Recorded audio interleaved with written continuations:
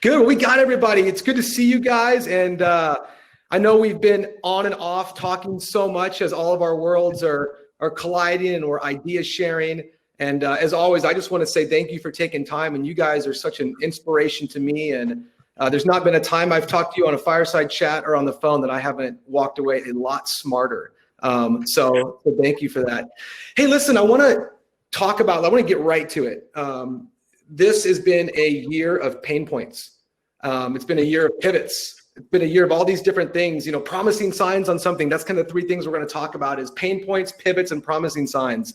And I think we've now gathered 6 to 8 months of interesting feedback and data. So I just want to jump right in, guys. Let's talk pain points, man. As we reflect back a little bit, I mean, Rob, you've been leading ASAE. I'm sure there's things you picked up on, and of course, Don, with your many clients and things you're learning. So maybe just start with you, Don. Let's talk pain points. What's top of mind that you've noticed? Well, where I start, and good afternoon, everybody. It's great to be with all of you, and of course, you, Rob and Josh. Looking forward to this conversation. What I'll tell you is what I've been saying really since March. The reason that virtual events never took off is because they were terrible and didn't make money.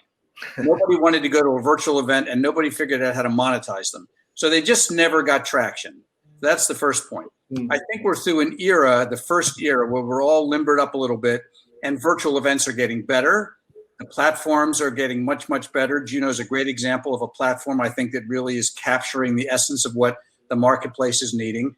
So I see a real sense of progress over the last 9 months. The monetization is still a challenge. The major challenge, particularly in the nonprofit sector, organizers who are giving their events away for free or for a low cost are seeing a 60-70% breakage from the people who say they're going to come and the people who actually show up. That's number one. The people who attend the event by the end of the event are about half the number that started. So there's a lot of fall off. And I think the reason is the product isn't as good as it needs to be. It has to be must-see TV. It has to be engaging, interactive, entertaining, enjoyable, and fun. We have to think about day parts and eyeballs. That's really the business we're in these days, guys. We're in the programming and media business. Yep. So I'm super energized for 2021, and I'm super excited about the foundation we can lay in 21 and how that builds a bridge to 22. So this is the golden era of the events business, guys. You're at the early stage, like in the early days of the gold rush, and we're Levi's. And I think we're going to figure out a way together to be able to capture the essence. And all of you, this is a great chance, whether you're in the beginning of your career or in the late stage of your career, it's been the great equalizer. So all of us have the ability, I think, to rise to the occasion. So I'm excited about this conversation. I hope you bring your hardest questions and your most significant challenges, because the three of us are ready to get into it. Hey, and I want to just say something real quick. Thank you for saying that. I want to say something that I was talking to somebody the other day about how to lead through crisis. And there's kind of two schools of thought that I've noticed. One is the empathy, I'm so sorry you're hurting. And one is you're a badass, let's go take ground. And there's you really can lead both ways. You can coddle and comfort, or you can kick and pull. And I just want to say straight away, man, it is the gold rush. It is the golden era. We are going to transform society and people. And I think the more we can bring that spirit into the things that we do, the more and more we're going to see those things happen. So just thank you for leading out of a spirit of plenty and not less. So I love that. I had to call that out. Thanks, Jeff. Rob? Yeah, no, first of all, great to see you, Josh and Don. Always love having just a conversation with you guys, webinar or any other conversation that we've always had. I just appreciate it. And big thanks to everybody who's participating and listening today. We all appreciate that as well. It's great for you to spend your time, and we appreciate the fact that you're willing to spend an hour with us to just help us all kind of get to the next best place. With regards to pain points, I think, there are two, I kind of break this down in two arenas, honestly. One is, the pain points are as it relates to what are the options from a virtual standpoint, so technology, platform options, and there are a whole host of questions and conversations that follow that. The other piece of it is, what are the pain points from an organizational standpoint?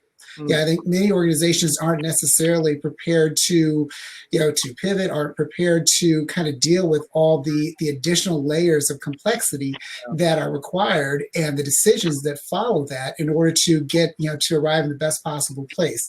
And I'll give an example, scenario planning, right? So a term we all know. And it's one of those things where if you do it beforehand, then you're going to be a lot faster when the opportunity is presented, right?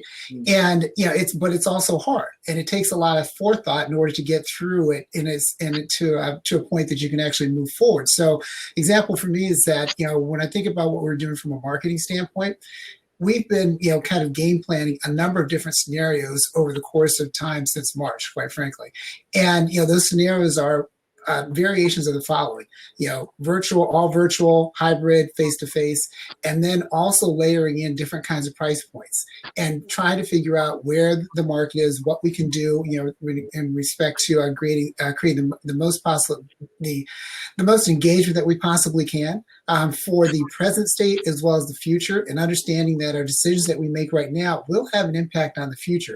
And we see that as positive, but again, we kind of game plan through all that. So when we're organization at a point of saying, okay, here's what we're going to do, we were already down the path. So that means we can move really quickly. And that's hard work. It's not something that we all have to do every day, but I think it's critical. So that's a pain point to me, is the preparation before you get to the actual decision. Yeah. I'll tell you from our perspective at Juno, now that we've begun to onboard various clients, there's a role that the inside of associations that very few people have. And it's all of a sudden this new role of virtual production manager, virtual leader in the thing, where it's like they've got all these people that know like the back of their hand how to do a physical event, but who's the person inside that organization that says, hey, I have mass amounts of domain knowledge on how to be successful at a virtual event. That's a new role that it exists for people out there. And we'll go to all these companies and go, okay, we need to talk to the person that understands this, this, and this. And they're like, well, we don't have that person. And you go, okay, well, we'll do it for you. But I think what we're seeing as a big pain point is personnel. There's, first of all, of course, everyone's overworked right now, but there's roles that are missing on the team. Have you guys seen that, or can you speak to that at all? Well, I'll tell you where we're coming from at 360 Live Media. We recommend that everyone we work with appoint an event CEO. The CEO has three responsibilities. One is they are the person accountable for the flawless execution of the event. They're also the person responsible for the budget, both making money, spending money, and producing an operating income. And number three, working horizontally across the organization, Josh, just like you're talking about. There isn't typically a person. And it's both a symbolic role, but it's also one that emboldens many of you watching this webinar right now. You very well could be the event CEO of your next event. And usually you need someone to champion this for you. It's hard to tell your boss you want to be the event CEO. But we've written a job description for the event CEO, and we think it empowers and elevates the meeting professionals, or maybe it's an IT and tech person. I think, because the skills today are different, you don't have to be the person that knows everything. You just have to have clarity on the vision, the goal, the strategy, and the structure of the event, and be the person that quarterbacks this across the enterprise. It's a super exciting job. Gives you leadership skills, gives you management skills, functional expertise. So this is something I would encourage all of you to think about. Are you the person, or who could be the person that's the CEO of your next significant virtual event? Yeah. I would just throw out there too that I think I love that concept. And I think whether it's a person or a group of people, the real key here is to make sure that there are clear roles, responsibilities when it comes to executing a new environment. And absent that, it's just not going to work well. Our learning and meetings team, and particularly the meetings part, well, actually learning and meetings, have done a tremendous job with respect to people who have deep experience with face-to-face and have migrated over to, we're doing virtual, so let's dive in and learn it. And they've done a tremendous job helping lead us through this kind of space. So while they aren't, I guess you could say, to use Don's terminology, they are de facto virtual CEOs for us. I love it, because that's the point. It's like we got to be clear about the roles, responsibilities. So that's where that organizational, management piece of it is critical. And I think, honestly, that's the biggest challenge that a lot of us face, in addition to the resources piece. And that relates back to what Don said earlier about, eventually revenue that you can derive as well. So we'll get to all of that, I know. Yeah, and one of the things, Rob, I'd love to just hear from you on this, and Don will be able to speak to this as well. So Juno is, we're probably doing 15 demos a day, along with 800 other software companies. So I'm not, there's a lot out there right now, but every single call I have is, Don went for go get some water or something. I'm out of here. It's the sponsors. The Yeah. sponsors to me is like the crown of, and you and I have talked about this. You and I talked about this when Juno was in wireframes. You know, you were like, gosh, you've got to solve this. So let's talk a little about the pain point of exhibitors. These folks are fundamentally funding your organization, and they're going, dude, I'm scared to death. Like, I don't know if this thing's going to work. So let's talk about the pain points we've seen with like sponsors and exhibitors, and maybe some things we've seen work and some things we still have to solve. By the way, the reason I had to leave, somebody dropped off a resume for being an event CEO, and they wanted to make sure I got it. I had to think about that. So, Rob, you want to jump on that one, or you want me to? I'll give you a chance to catch back up, so we're good. I'll jump in a little bit. I love that, Don. So, it's funny because I think that there's, think about being successful in this space, and so two dimensions. And I think we have to open ourselves up to being absolutely creative about our approach here, and also about the assumptions that we're making. One of them, Josh, you just mentioned, that is, what are the sponsor needs? The other is that, what are the attending needs, which are absolutely changing. And that is something where we had this conversation. The first time we had this conversation, all the people that we want to attract to our future virtual events will have different expectations and already have them. So the question is, how are we going to change and assess what those are, and then change in order to deliver the kind of experience that they want to come back, they want to return to. As it relates to the sponsors piece, so I look at it the same way. With regards to, what have, again, Josh, you talked about this. We've had these conversations about, connect with those sponsors up front and ask them, what are they looking for? One of the things that I think is really an effective tool is to look at, kind of map experiences. And we can get into some more detail later about some things we're doing from a journey mapping standpoint. But as relates to sponsors, I would honestly go back and look at what are the things that worked well in a different environment for sponsors. And then think about, okay, how does this not necessarily translate, but how can I improve it for the virtual perspective? And that helps me start thinking about the product features that I might be looking for. Then I have a conversation with you, and I have a conversation with the sponsor and say, hey, this is what's going on. So now you come to the table with a solution that you can derive better solutions from. And I think that's a rich space. It also opens up, a lot of more excitement about, hey, this isn't just, kind of a placeholder. This is something new and exciting, and we're going to build some energy around it, and this is how. Yep. I love it. What I would say is we all know that we're living in a media saturated environment. This country is powered by media. And so if you think about every TV show, every magazine, every website, they all exist for one reason, and that's to aggregate an audience of mutual intensity of interest. Yeah. Whether you like American Idol or The Bachelor, or you pick up a magazine or a TV show you watch, that show exists to aggregate people that can be monetized by an advertiser. So if you think like an advertiser, what do you want? If you're a supplier or a industry partner, you want eyeballs, you want reputational value, you want leads, you want to protect your existing relationships, and you want meaningful conversations. So you have to build the event solely around the needs of the industry. Think about that for a second. I know that's antithetical to most of you. 90% of your revenue in 21 is going to come from your suppliers and industry partners. 90%. I think the days of the 50-50 attendee revenue versus supplier revenue are over for a while. And what we're seeing right now, that organizations that are thriving financially are talking to their suppliers, their sponsors, their underwriters, and their investors, and they're saying, what do you need? Yep. And they're using that as the design requirement to actually build their virtual event. That's part one. Part two is, how do you attract the audience that they want to meet? That's a different job. That's where the programming, content, interaction, engagement, enjoyment, all those things that we know we have to do come into play. But you have to design for requirements fundamentally in a different mindset for suppliers than you do for the buyers. And in the old days, the suppliers just came. You'd build a great program, you'd have great content, you'd get a lot of attendees, and many of them would begrudgingly go to the trade show, or begrudgingly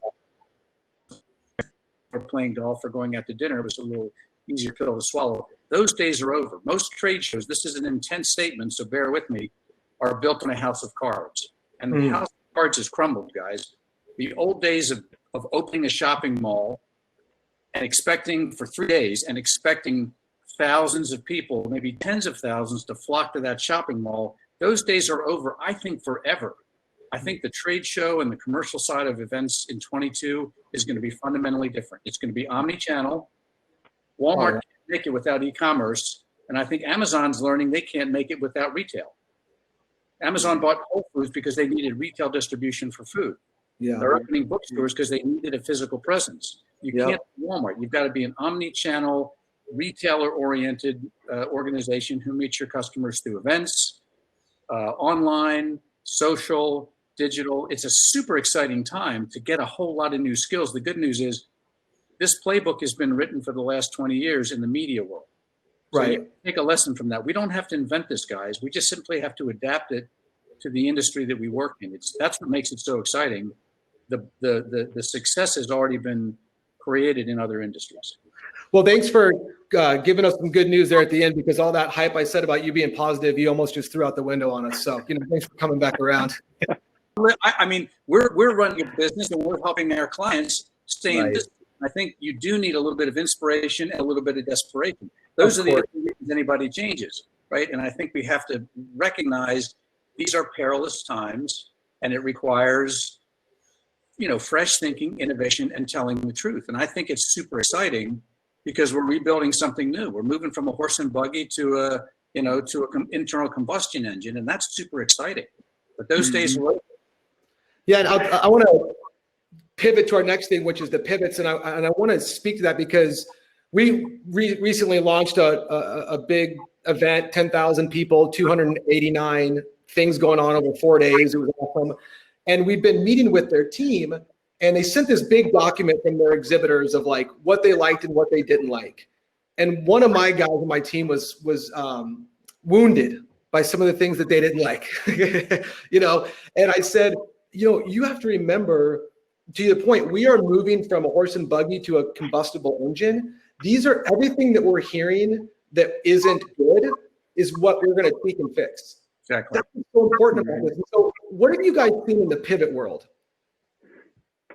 Don, you want to jump or you want? Okay.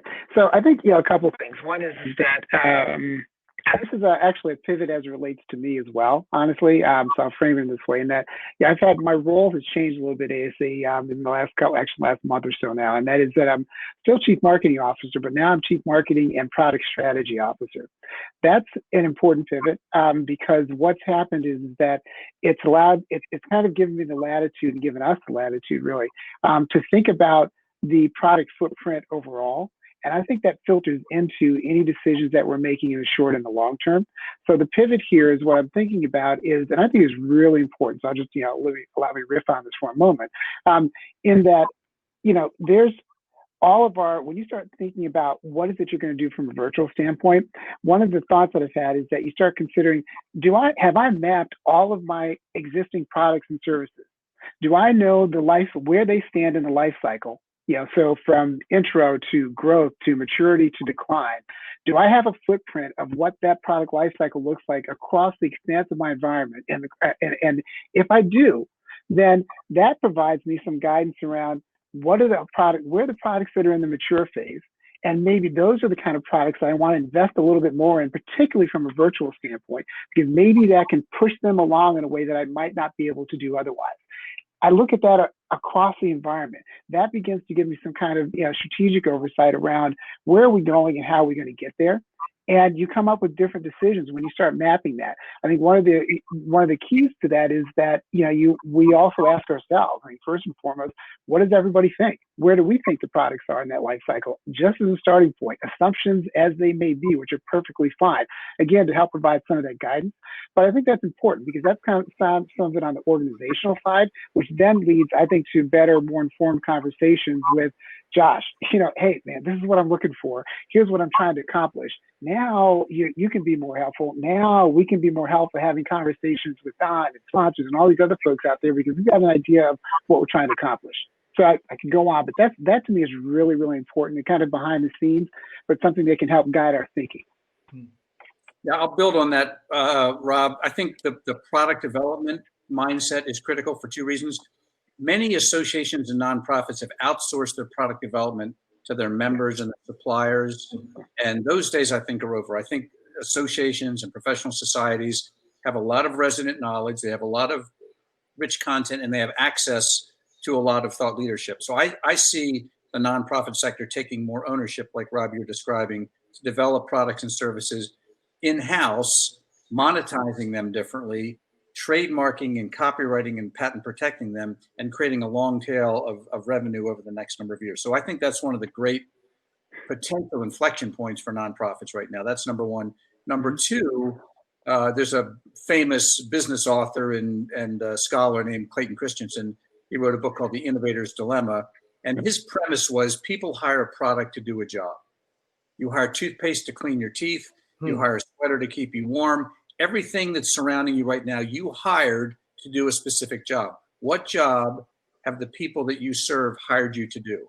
And I think the job that they need you to do in 21 is different than what they needed in 2019. Good. And so I would encourage you to think about that job to do mentality, Rob, particularly as you're thinking about the product development life cycle and stepping back and examining what your value proposition is across your publications and your events and your symposium. To me, that's a huge opportunity. And maybe that's not your job description, many of you watching this right now, but I would embrace that mindset of what job did whoever you serve hire you to do, and just get really, really good at that.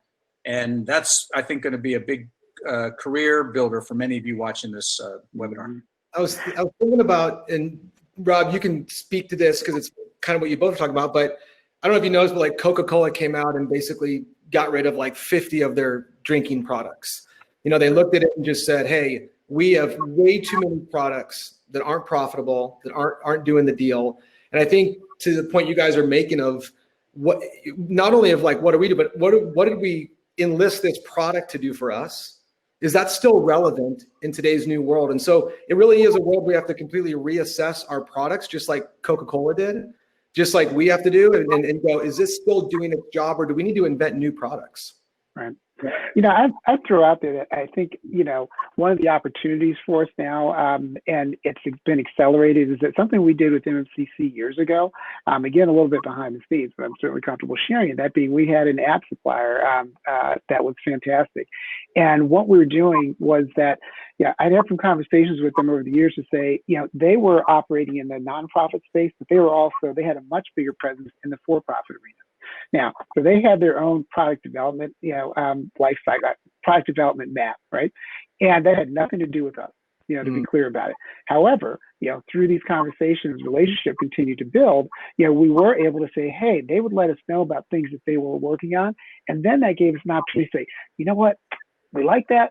Could you hold on that one could we introduce that in April as opposed to February, aligning it with our conference, with our MCC conference specifically.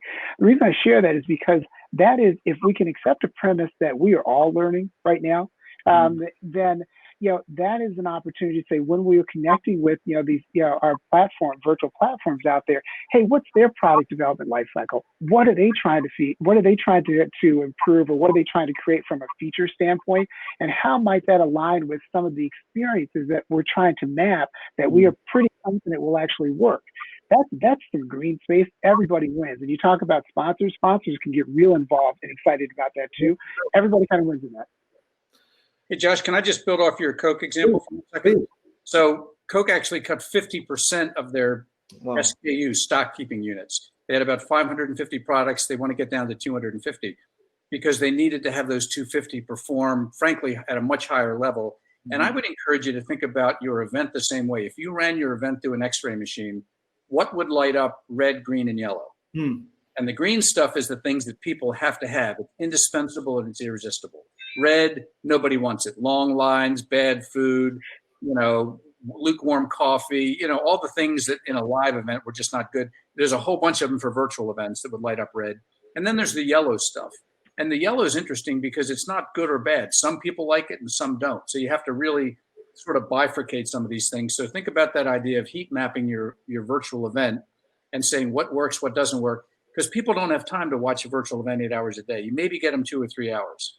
Maybe you get them 2 or 3. You got to give them the real meat during those 2 or 3 hours, maybe over a longer period of time. But it's like a wine. Let it breathe. Let your virtual event breathe.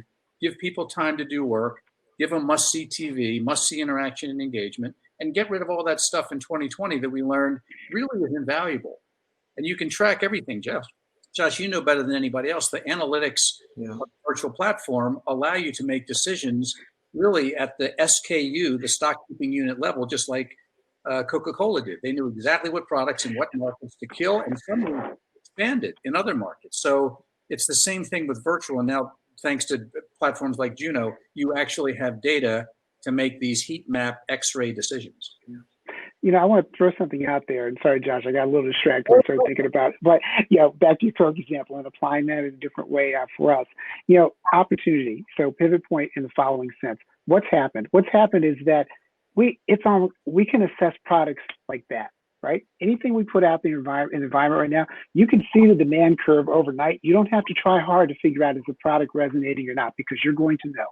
And that's a tremendous opportunity. When you start aligning that with your level of effort in the past, and you start looking at that as you begin to roll out new products over this time, you know, all of a sudden your line of sight gets a lot more refined, let's say, because they're guaranteed their products that, you know, we've all been working really hard to push out there, and they've been successful. But the question is, would they survive in this environment?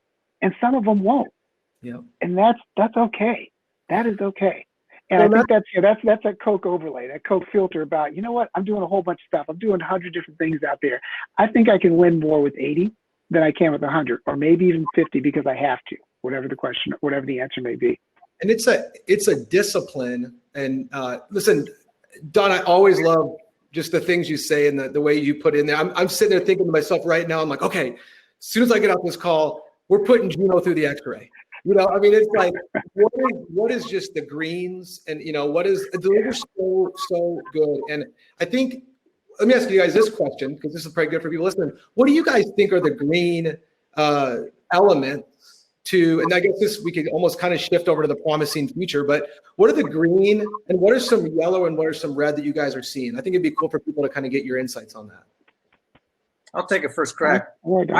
I think people want to see something in a virtual environment they can't see anywhere else. I think number one, you have to be exclusive. You need to embargo content information and original research. I think that's critical, because otherwise, if you look at the fall off rate, people aren't showing up to virtual events because they're really fatigued and they haven't been wowed. So I think that's the first thing from a programming content and let's call it speaker standpoint.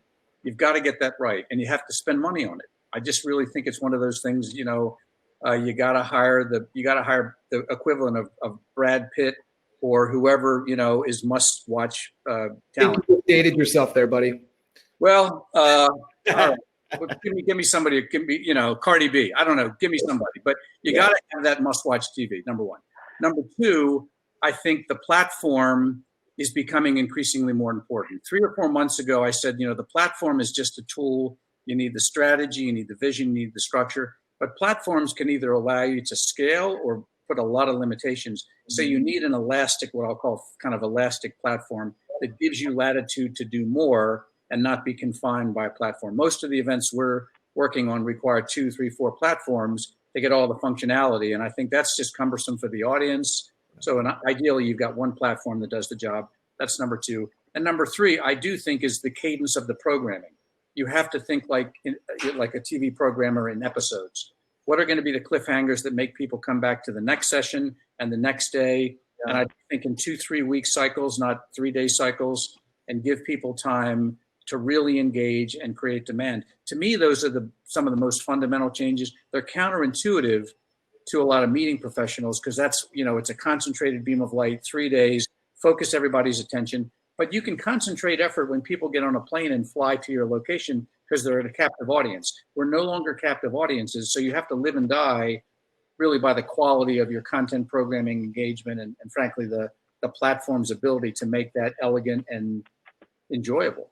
Mm-hmm. Yeah, I love what Don is saying there. I guess what I would add is that a couple things. One being that, just building up part of the conversation, is that the opportunity, again, to reinvigorate, you know, products in my product footprint. Not all of them, but the ones that I think are going to resonate, the ones that we think will actually grow.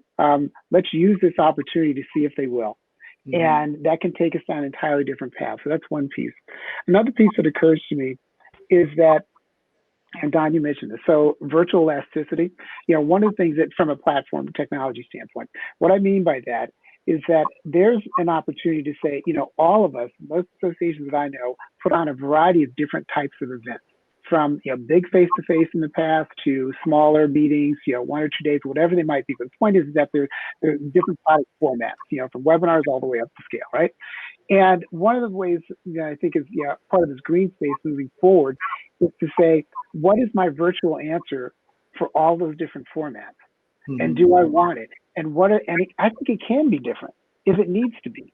It doesn't mean that just because you have one option over here for this kind of, big showcase hybrid event, that you need to have the same option for everything else that you do. It could make sense, but there might be other opportunities where, I can use something much more scaled back and create different value for that type of product footprint because there's a different value there. And I think that's an important distinction. So, the way I look at that is, again, what's the long-term play? Let's, talking about the future, let's get out of solving for the moment.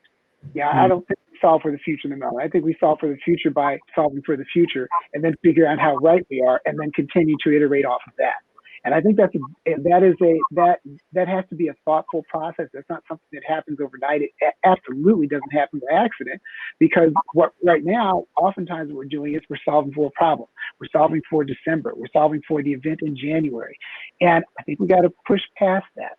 And I think that's very important. But that's something I think is really, really exciting, because the opportunities are there. Imagine when things start to come back. We just all heard, right? Hey, there's a December vaccine, potentially. Okay, let's play this out. Right now, I suspect for a lot of us that are kind of that tend to follow what's happening out there, that might have been a little bit of surprise, because I think a lot of us have been thinking, wow, we're going to be in this until we still may, obviously, in this till middle of next summer. Okay, now scenario. What happens? What if? Things might start to open up, if we're fortunate, a little bit earlier. How do I want to play in that space? That's what I want to think about.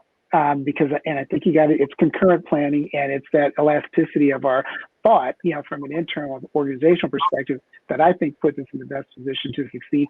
And that I'm genuinely excited about. Let me ask you guys this question. We're having a lot of folks reach out to us that have already done one virtual event, maybe it didn't quite go the way they wanted, so they're exploring other options, and we've launched a handful now, and what we're hearing is this is fundamentally changing the way that they're doing business, because there's a greater reach that they didn't have before. Oh my gosh, we're reaching more people than we ever did. Some of the feedback we're getting is, hey, I've really never been to one of the conferences before. Now that I saw this, I want to come to one. So all of a sudden now it's becoming a funnel where people would have never come. And then other people that said, hey, this actually was a better experience than I thought. And now I'm glad that you have this. It's going to save me an airline ticket and everything else. So there's that fear of cannibalization at the same time of looking at a bigger marketing funnel. How do you guys see those two? Because there really is a paradox with these two notions in this moment right now. At least that's what we're hearing. If you think about what I'll call acquisition costs, and many of you may not be thinking about acquisition costs for members or for attendees, but if you spend $1 million to do your event and you get 1,000 people, your acquisition cost is $1,000. You have to divide that into the cost of what you spent, and you're spending $1,000 to get someone to come to your event. So what I would encourage you to think about is, how do you reduce your acquisition cost of people to attend your events? And then how do you create what's called lifetime value? How do you take that customer or that attendee or that member and then create a long stream of revenue from them? That's really the opportunity, Josh, from going from a 500-person event to a 5,000-person event. We talked to somebody recently who had a 200,000-person in-person trade show in 2019. It's every other year. This year, 3 months ago, they had 500,000 people attend their virtual event. They had 5 full-on studios. I mean, Hollywood studios, makeup, cameras, the whole bit. 500,000 people. Let that soak in. I know that's mind-boggling to all of you. It was to me. But it shows the order of magnitude potential if you have a quality, compelling product that's indispensable. I have to go. Irresistible. I want to go. To me, it's so exciting. And I think the acquisition costs of getting all of those new people is worth talking to your board and your executive team about and saying, we need to invest more in our events in 21. It's not a consolation prize. And I hate to tell you this, I just believe it to be true. The events industry is shut down, guys. The apparatus and the caterers and the convention centers and the hotels, it's going to take some ramp up time. So I don't think we're going to be live until 22. I don't think we're going to have any full-scale in-person events until 22, even if we get a vaccine and even if we had herd immunity at the end of Q3. So we have to get really, really good at virtual events, guys, because they're going to be part of the future forevermore. And when you run things through that X-ray machine, you're going to find a lot of what pops is going to pop better virtually than it did live. And so that's a beautiful thing. We're going to be in an omni-channel world. So that's what I'm excited about. And that's why I think all of us need to double down on doing a better job with the virtual delivery next year. And so that's why this is not a fleeting skill. This is like learning to code 20 years ago.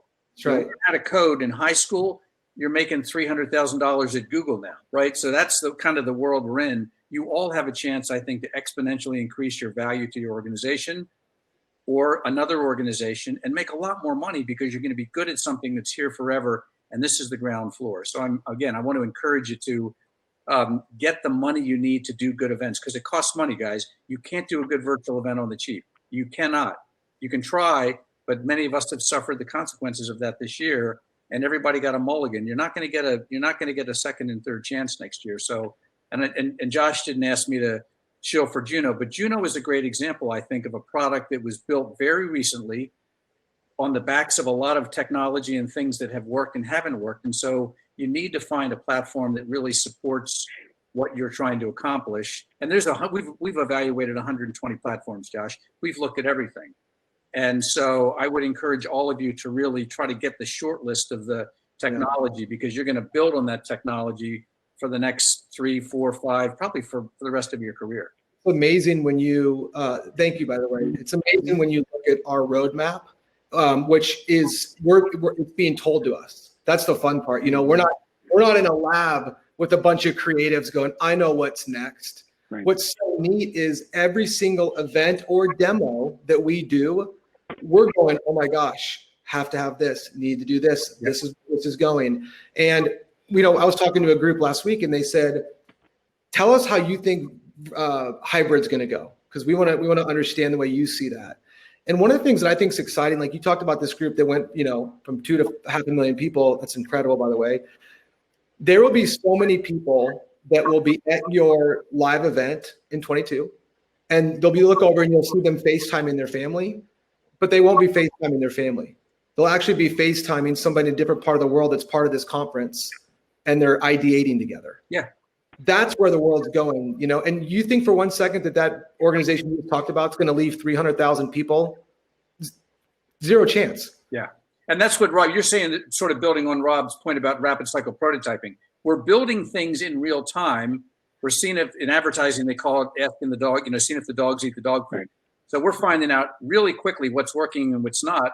So this rapid cycle prototyping is super exciting, but it's different than the past. If you're a meeting planner, you like predictability, you like certainty. You want to make sure you're a control freak, and you have to be, because that's how in-person events work. Today, we have to be a lot more like, you know, jazz musicians, where we're riffing with technology partners and marketing agencies and our internal team. It's very exciting, but it does require a different kind of flow, you know, sort of more of a jujitsu flow than a boxing flow. So that's what I'd encourage you to think about. It's funny, we'll have these conversations. We were just having one with a client and they said, hey, so one of the biggest things, I'd love to just get your guys' thoughts on this, because everybody listening is going to have to solve this with whatever virtual partner / exhibitor that they work with.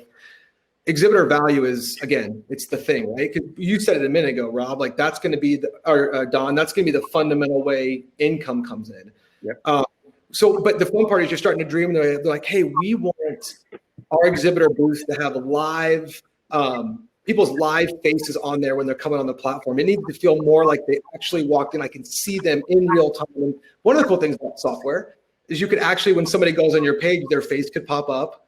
You know, you could go as crazy if you wanted. You could map them, you could do whatever. But providing that organic, real life, and it's that rapid stuff. Like, do you think you could do that? And you're like, the good thing about software is you can do anything. You know, it's how do you create the right environment? So those things that we're in the season where you can be so creative, you can do so many bold, fun things, is super cool. So I want to ask you 2 questions. One, how are you seeing people provide more value for exhibitors? Because everybody here listening is going to need to understand that. And then 2, I'm curious what you guys think the cost differences between live and virtual, dollars in, dollars out, percentage wise? Is it equal, or is there a delta there? Can people save money doing virtual? Therefore, the cost of acquisition can change and different things like that. So those are my two questions.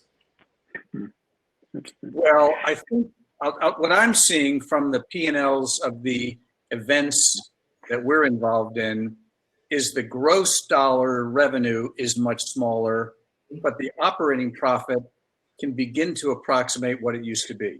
So if you did $10 million in gross revenue, you spent $6 million to put on the event, you made $4 million in operating income. Let's just use that as an example.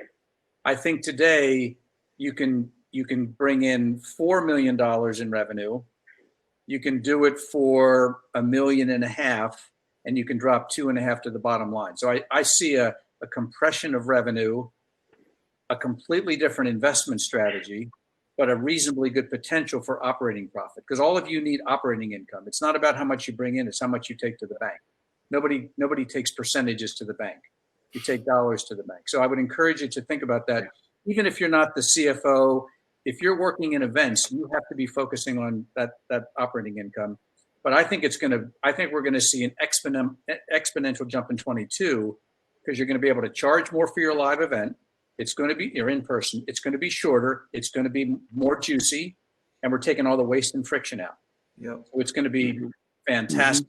And then your virtual platform is going to do all those things that are frankly better done in this sort of fashion. So the money's going to look really good in 22. That's the first thing. On the exhibitor and sponsor side, we have to create different inventory. We're not selling lanyards and tote bags and floor cleanings, obviously. So what do they need? They need access to buyers, influencers, and specifiers. You need to create, and we've come up with 20 different categories of inventory. It's on our website, and it's no charge if you want to check it out. And the second thing is, I think virtual hosted buyer is the way to go in 21.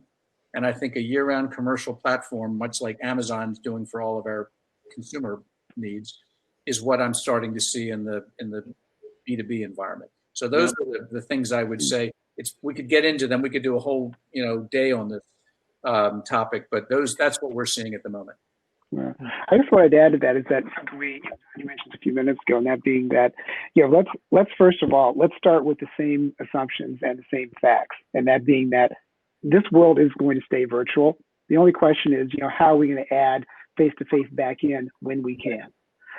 If you start with that as a premise, then, which I think we should, then the next step is, all right, Josh, addressing your question, what are the differences between face-to-face and virtual?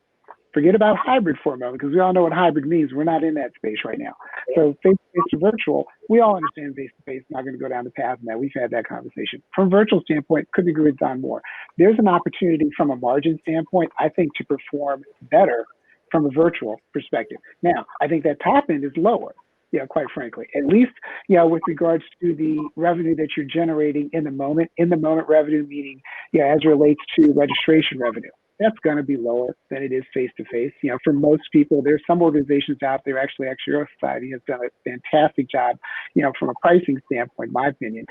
So there are some exceptions out there. But nonetheless, point of it is that margin on the virtual side, I think, can be much healthier, but overall, it's going to be lower from a revenue perspective. But that kind of backs me into the comment that I made earlier about the virtual elasticity. Doesn't need to be the same answer across the board. If it is, just make sure it's the right margin answer across the board too, so that you can scale that product or that series of products across everything that you're doing. The last part of it is, from a sponsor perspective, and we've talked about this a bit today, and that being, what are those new opportunities out there? I see a couple.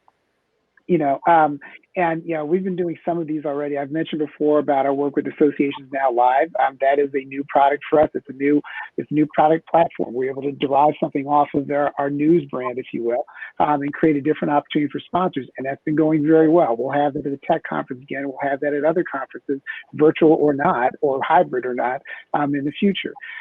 There are other products out there, and recently, such as demo days and just-in-time events too. None of which we had, actually 6 months ago. But the point of it is that we're having conversations about what are those new things out there? What are the things that can drive sponsor value in a way that's meaningful to them? And those are different product formats, each of which delivers a different type of sponsor value. And those are the conversations that we're having. So I think that's, for all of us, having those kind of creative conversations with our sponsors and internally, from the standpoint of what are your needs? And I don't have to worry about coming up with one format. I can come up with 4 or 5 or 20, whatever. But the point of it is that there's a mixture there. And I think that's really important. Last piece of that, as relates to virtual, is that, the opportunity to have the secondary revenue streams after the event. So we talked about the data piece of this, and Josh and Juno does a fantastic job here. Obviously, if you're prepared to deal with this from a data integration standpoint, then you have some opportunities around data monetization. So now, after the fact, now we know all these folks, these 500,000 people that came into this event. What were they doing? Well, we know. What are we going to do with that? There's value in that. There's trend analysis data in that. There's lead qualification data in that. There are all kinds of things that we can build into the, not only the platform in the moment, but actually downstream. So that might be a way to increase that top end revenue for virtual events. Then, as Don said, what happens when you marry that? When this all comes back, now you're in a much better position. And I would say, as a final comment along this, that I do think it's important to have, Don, you mentioned this, folks that can actually operate in both of those arenas, because those are absolutely separate arenas, and making sure that we've got the right kind of skill sets and the right kind of thought, that's occurring, and decision making that's occurring, so that when we marry this back into hybrid, it can actually grow, and we're in a much better position overall. I just think that's, philosophically really important. And something that Don always talks about, and I think we always have to remind ourselves and everybody listening, is you haven't lost the most important asset that you had before the pandemic, and that was your audience. They didn't go anywhere. Your budgets may have went somewhere, your dollars may have went somewhere, but what didn't go anywhere were those people. And I think to continue to come up with strategies and thoughts of providing value, keeping them engaged, and that's what's, I was just talking to a client this morning, and they were saying, we've got these 4 events we want to do next year, but we want to have all these spike moments where we can just do quick roundtables and little tiny things. And that's how you keep your audience. You got to keep stoking the fire. You got to keep them present and involved in your thing, because that is what you're selling. You're selling eyeballs. I mean, Don, you say you're selling eyeballs. You got to keep them. And so to me, it's continuing to come up with strategies to go, we didn't lose our most important asset. We just have to remember, we have to rethink how we bring them to the table. I don't know if anybody saw the Social Dilemma, but one of the people it was a documentary on social media, and the number 3 guy who left Facebook, he said, if you don't know what the product is, you're the product. And so how much do you pay for Facebook, Josh? How much do you pay Facebook every day? Just my entire privacy, that's all. Right. So it's a $0 investment. Right. And if you think about how Facebook is making money off of every one of us, or Pinterest or Instagram or any platform, you really have to take a page. It may sound crass, but you really have to take a page from social media, because it is addictive. It is sticky. It's always top of mind. You're looking at it all day. And I think we have to your point, Josh, you have to create that continuity, because your audience is waiting for you to serve them. You haven't lost them, but they're under enormous siege from everyone who's trying to get access to those eyeballs, who's trying to get access to that privacy. So in order to stay relevant and at the top of the ladder of consideration, you're going to have to compete with Facebook. Yep. Netflix and Spotify and every other platform that's competing with the time and attention of your audience. And that's no small task. No. That's why I say your virtual event in 21 has to be exceptional.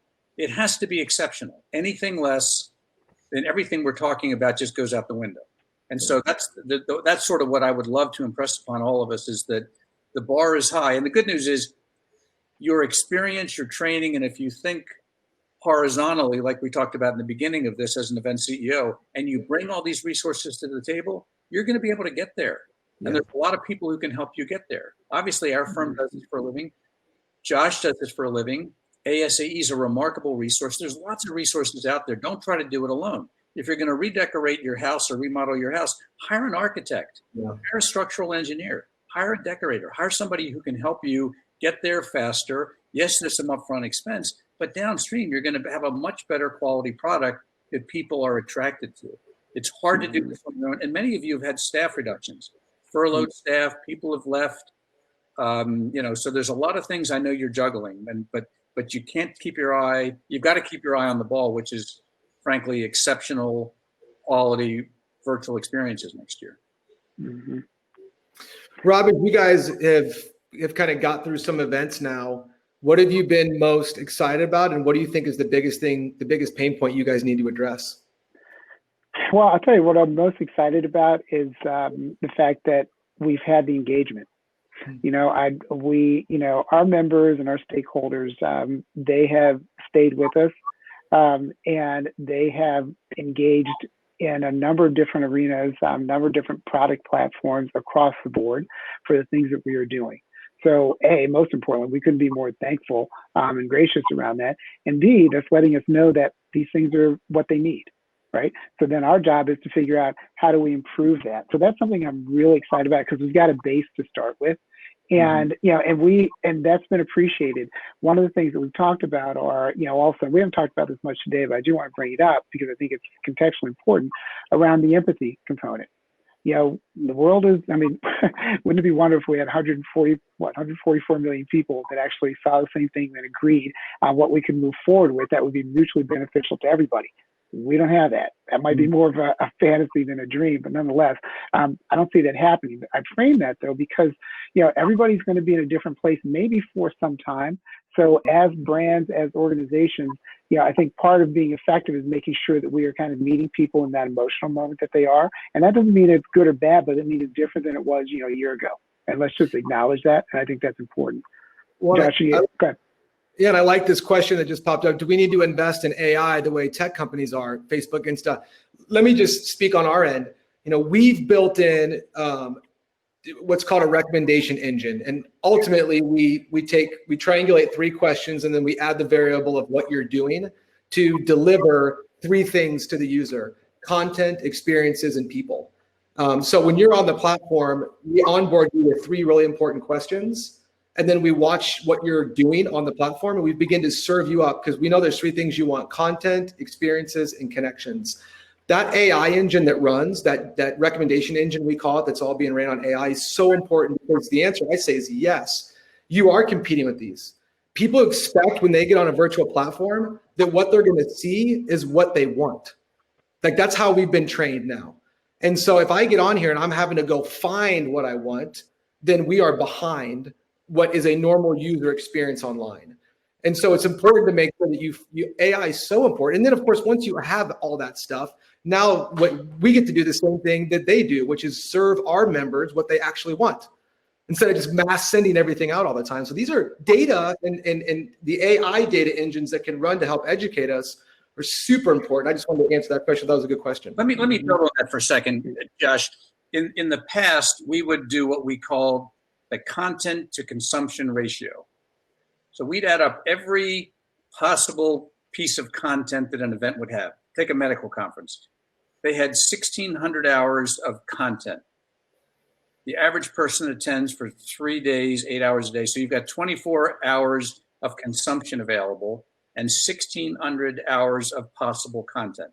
It's like being in the Mall of America and only having 45 minutes. Right. So I think what AI enables is a cake and eat it too opportunity. You can now have 1,600 hours of content, and I can recommend the best 24 hours for Rob Lee, because that's right. And I can serve it up when Rob is ready, whether it's on demand or live. And so to me, the genie's never going back in the bottle.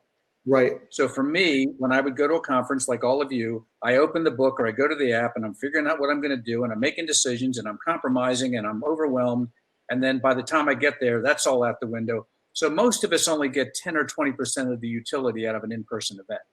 Yeah. Virtual events, you can get 100% utility because you're meeting the right people, you're having the right experiences, and you're consuming the right content. That's the cake and eat it too opportunity of the virtual space. Why would you go to an in-person event where you're lucky to meet 3 or 4 people that you want to talk to, where you're lucky to get into a session that is as good as the description suggests, and maybe you go to the experience that actually resonates based on your profile and your persona?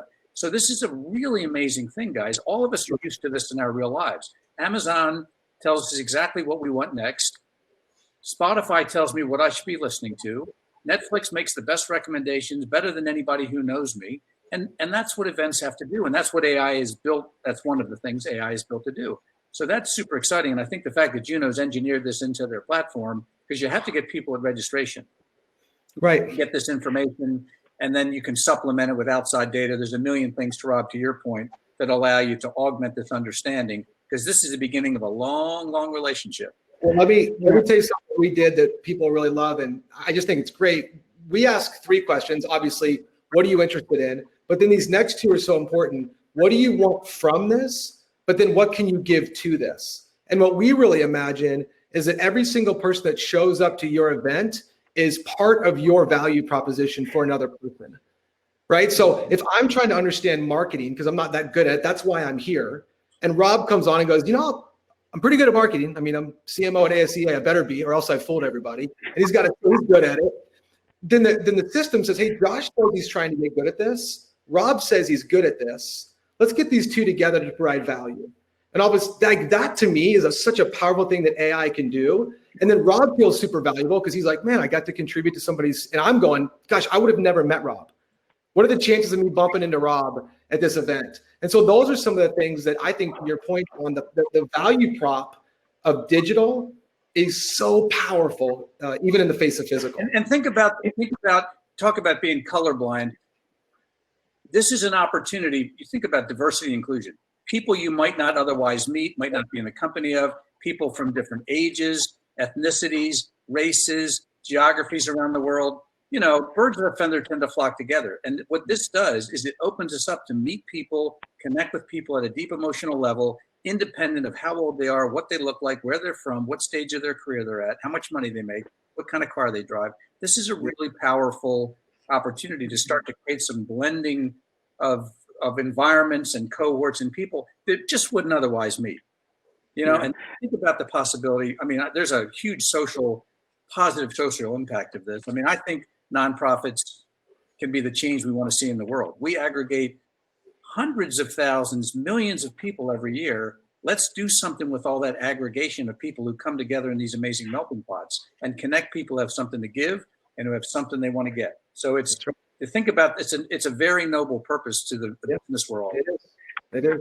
I would throw out there too, I think, in response to the question that we started with in the chat, a resounding yes with regards to investing in AI and specifically the machine learning component of that.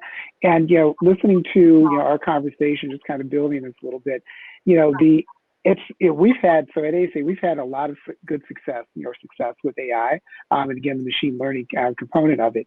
And we've used that from a news standpoint. We are aggregating that data in order to inform, what we present to people. So that contextual play, that's critically important. What Josh was talking about, and I love, is that it's built into the system too, from a Juno standpoint. So I think that's a different opportunity, meaning it's using that technology, but saying, maybe I can't apply it across the expanse of my system, but I can apply it, as it relates to a specific experience or a range of experiences from a virtual perspective. I think that's another way for organizations to lean into this space. And I couldn't agree. All of us know this is, it's kind of like digital transformation. Honestly, I'm kind of past digital transformation, if I'm being honest about it, because you can't be in business without digital transformation. I mean, that's just a fact of life. And I think AI is a fact of life too, because it's an expectation that people are already coming to the table with. The only question is, are we going to succeed and fail with regards to what we provide to them? Because they have that expectation. So I love this part of the conversation. Total proponent of AI. We're already there. So let's get in that space to decide how we want to exceed those expectations.